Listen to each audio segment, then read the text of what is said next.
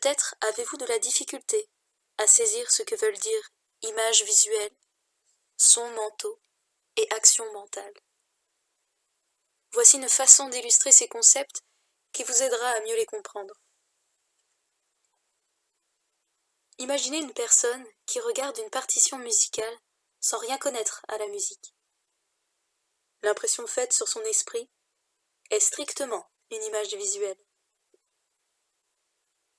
Imaginez cette même personne devant cette même partition, mais cette fois, elle sait lire les partitions musicales. Elle peut alors s'imaginer les sons de cette pièce si elle était jouée au piano, par exemple. Cette imagination est un son mental. Imaginez maintenant que cette personne est non seulement capable de lire la musique, mais qu'elle est aussi pianiste. En lisant la partition, cette personne peut s'imaginer en train de jouer la pièce. On parle alors d'action mentale. Les images visuelles, les sons mentaux et les actions mentales sont des créations de votre imagination. Même s'ils semblent venir de l'extérieur, ils viennent de vous, de votre intérieur. Ils semblent se mouvoir par une influence extérieure, mais ils sont créés par votre propre esprit, à partir de l'entrepôt magique de votre imagination. Ils sont projetés dans l'espace par la même loi de vibration qui régit la projection de la voix ou d'une image. Les images et les paroles ne sont pas projetées en tant qu'image ou parole, mais en tant que correspondance vibratoire. L'esprit subconscient vibre en harmonie avec les modifications créées par les pensées et les ressentis de la personne qui les émet. Le résultat visible matérialisé est l'effet des vibrations subconscientes. Un ressenti est toujours accompagné d'une vibration correspondante, qui est finalement un changement d'expression ou de sensation chez la personne. Les images visuelles, les sons mentaux et les actions mentales sont des créations de votre imagination. Même s'ils semblent venir de l'extérieur, ils viennent de vous, de votre intérieur. Ils semblent se mouvoir par une influence extérieure, mais ils sont créés par votre propre esprit, à partir de l'entrepôt magique de votre imagination. Ils sont projetés dans l'espace par la même loi de vibration qui régit la projection de la voix ou d'une image. Les images et les paroles ne sont pas projetées en tant qu'image ou parole, mais en tant que correspondance vibratoire. L'esprit subconscient vibre en harmonie avec les modifications créées par les pensées et les ressentis de la personne qui les émet. Le résultat visible, matérialisé, est l'effet des vibrations subconscientes.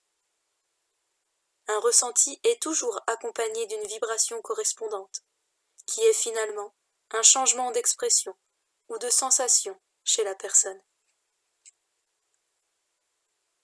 Il n'y a ni pensée, ni ressenti qui ne soit exprimé. Peu importe que vous sembliez immobile, si vous utilisez votre imagination à n'importe quel niveau d'intensité, il y a toujours une réaction musculaire, aussi faible soit-elle. L'œil, même fermé, suit le mouvement des objets imaginaires. La pupille se dilate ou se contracte selon la luminosité ou la distance de ces objets.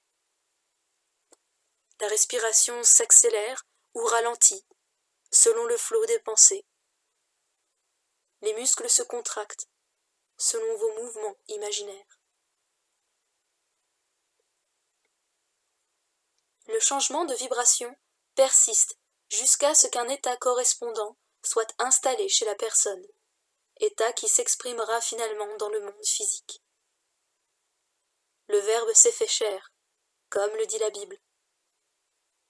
Comme pour les ondes radiophoniques, l'énergie est transmise et reçue dans un champ, un endroit où les changements dans l'espace surviennent.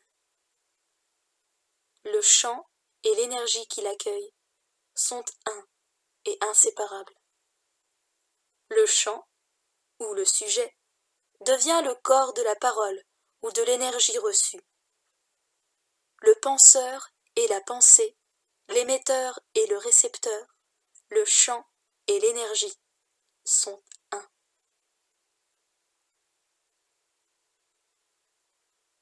Comme pour les ondes radiophoniques, l'énergie est transmise et reçue dans un champ, un endroit où les changements dans l'espace surviennent.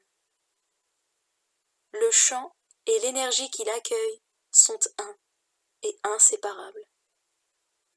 Le chant, ou le sujet, devient le corps de la parole ou de l'énergie reçue. Le penseur et la pensée, l'émetteur et le récepteur, le chant et l'énergie sont un. Si vous pouviez entendre le son de vos croyances, vous comprendriez ce que l'on désigne par la musique des sphères. Le son mental que vous pouvez entendre en prière, comme s'il venait de l'extérieur, est véritablement produit par vous-même. L'auto-observation vous le démontrera. Tout comme la musique des sphères est définie comme un son harmonieux, perçu par les dieux seulement, et est prétendument produite par le mouvement des sphères célestes, il en est de même pour l'harmonie que vous seul entendez pour les autres, sur le plan du subconscient, et qui est produite par les mouvements de votre pensée et de vos ressentis, dans le véritable royaume ou le paradis en vous.